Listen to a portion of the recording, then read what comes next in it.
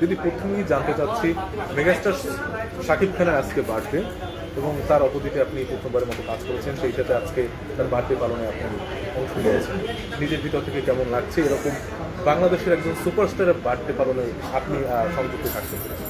ভীষণ ভালো লাগছে এবং ওনার যে দর্শকরা ওনাকে সত্যি নিঃস্বার্থ ভালোবাসে, আমি এখানে সেটা এসে বুঝতে পেরেছি।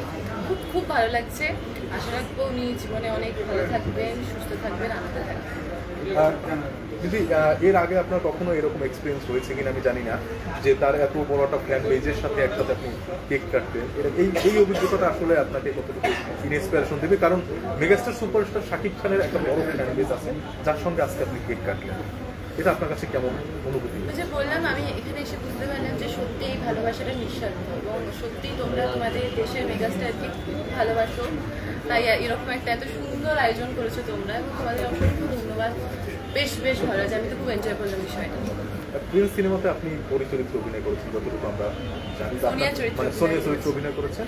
তো সেখানে হয়তো পরি নামে একটি গান এরকম ছিল, তো সেই পরি আজকে নিজের হাতে কেক কেটে সুপারস্টার শাকিব খানের জন্মদিন পালন করছে, তাকে মিস করছেন কিনা পাশে? না, মিস দেখো, প্রত্যেকে তো কাজে ব্যস্ত থাকবে এবং আমি আমরা সবাই চাই যে উনি ভালো ভালো কাজ করুন, সবসময় কাজে ব্যস্ত থাকুন, যেন আমাদেরকে সুন্দর সুন্দর সিনেমা উপহার দিতে পারেন। তো উনি এখন একটা কাজে ব্যস্ত আছে, অবশ্যই খুবই তাড়াতাড়ি হয়তো উনি আমাদের সঙ্গে যোগ করবেন।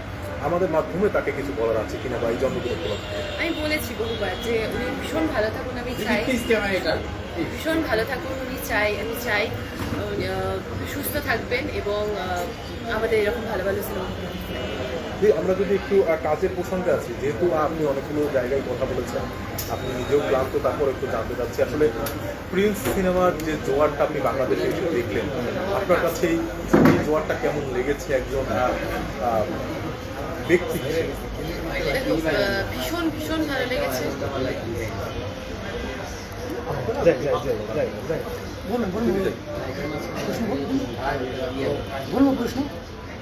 দিদি, যে কথাটি বলছিলাম আসলে প্রিন্স সিনেমার যে জোয়ারটি আপনি এসে এখানে দেখেছেন যে সিনেমা হলে আসলে হাউসফুল, বাংলাদেশে এসে যে জোয়ারটি দেখেছেন শাকিব খানের যে সিনেমার যে একটা ক্রেজ, এই জিনিসগুলো আপনাকে কতটুকু ভালো লাগা কাজ করা, কেসও ভালো লাগছে? দেখুন, বাংলাদেশে আসার প্রধান কারণ ছিল আমি প্রচুর শুনেছি যে বাংলাদেশের দর্শকের যে ভালোবাসাটা সেটা খুবই স্পেশাল। তো আমি এটা সামনে থেকে দেখতে চেয়েছিলাম এবং সেটা আমি দেখতে পাচ্ছি আপনাদের মাধ্যমে। এটা আমার কাছে অনেক ভালো লাগার একটা বিষয়। আর প্রিন্স সিনেমাটা আমরা চেষ্টা করেছি আমাদের 100% দিয়ে বানানোর। কেউ চায় না কারো সিনেমা খারাপভাবে বানাতে। আমাদের কিছু টেকনিক্যাল ইস্যু ছিল এবং আমাদের সময়ের অভাবে হয়তো আরও বেশি কয়েকটা দিন সময় পেলে হয়তো আমরা আরও বেটার করে কাজ থেকে প্রেজেন্ট করতে পারতাম। বাট আমাদের কিছু পারমিশন এবং ভিসার প্রবলেমের জন্য আমরা তাও চেয়েছি আমাদের মতো করে, বিশেষ করে কাজ করেছি। আমরা জানি আজকে যদি আমি চিন্তা না করতে পারি, কালকে চিন্তা জমে গেলে আমাদের কী হবে পরের দিনগুলোতে। তো আমরা প্রচণ্ডভাবে চেষ্টা করেছি দর্শকের একটা সুন্দর সিনেমা উপহার দেওয়ার, এবং যেটা খুব অবাক করেছে আমাকে, দর্শক ভালোবাসছে সিনেমাটাকে। অবাক না, ভীষণ ভালো লেগেছে আমার। দর্শক প্রচণ্ড ভালোবাসা দিচ্ছে এবং এখন আমি বাংলাদেশে আছি, দর্শকের লাইভ রিয়াকশন দেখতে যাচ্ছি, খুব ভালো লাগছে।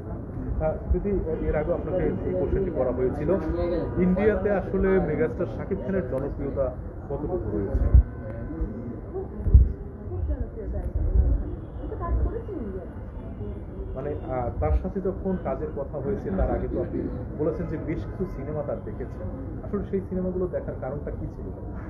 কারণ আমি ভালো লাগে আমি উনি যেভাবে কাজ করেন, আমি একটু আগে অন্য কথা বলছিলাম যে ওনার একটা অভিনয়ের ধারা আছে, উনি একটু ওনার স্টাইলে অভিনয় করেন, সেই স্টাইলটা ওনাদের কনফিডেন্সটা। তো এই জন্য আমার ওনার অভিনয় ভালো লাগে এবং আমি দেখেছি ওনার ছবির যে গল্পগুলো হয়, যেভাবে উনি নিজেকে বারবার প্রেজেন্ট করে দর্শকের কাছে, বারবার প্রত্যেকটা চরিত্রে যেভাবে নিজেকে ভাঙে, এইগুলো আমার ভালো লাগে। দিদি, প্রিন্স সিনেমার আগে আপনি শুটিং করেছেন প্রজাপতি 2 সিনেমা যেটা রয়েছে, সেখানে আপনার সহশিল্পী হিসেবে কাজ করেছে ইদিকা পাল, আমি যদি ভুল না করে থাকি। তো প্রিন্স সিনেমা যখন কথা হচ্ছিল না বা কথা হয়েছে, তখন কি আপনি শাকিব খানের সম্পর্কে তার কাছ থেকে কিছু শুনেছেন কিনা, বা কখনো সে আপনাকে কোনো কিছু বলেছিল কিনা? না, আমার সত্যি কথা বলতে ইদিকার সাথে এই বিষয়ে কোনো কথা হয়নি। কারণ প্রজাপতি 2 প্রমোশনসের সময় আমার প্রিন্সের সঙ্গে প্রায় হয়েছিল কথাটা, যে আমার একটা ডেট ইস্যু হচ্ছিল। তো প্রথমে আমাকে বলা হয়, তারপর যেহেতু আমার ঘরে প্রমোশন ছিল, একটা খুব খুব সমস্যার মধ্যে পড়ে গেছিলাম। প্রথমে এই সিনেমাটার জন্য না হয়ে যায়, তারপরে আবারও আমাদের মানে প্রোডাকশন হাউস থেকে আমাকে বলা হয়।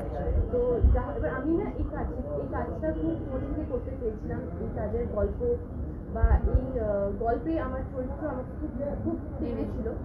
তো যা হোক করে দুটো প্রোডাকশনই কথা বলেছে এবং আমাকে ভীষণ সহযোগিতা করেছে, তাই হয়তো আমি কাজটা করতে পেরেছি, তাই হয়তো আমার ওর সঙ্গে এই বিষয়ে কোনো কথা বলার সুযোগ হয়ে ওঠেনি।